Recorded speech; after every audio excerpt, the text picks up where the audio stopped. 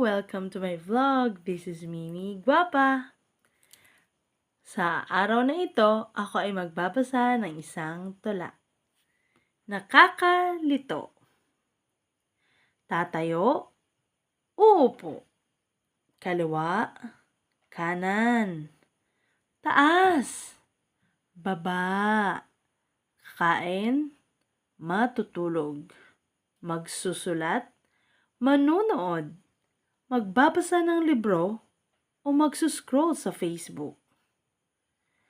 Nakakalito, di alam ang pipiliin.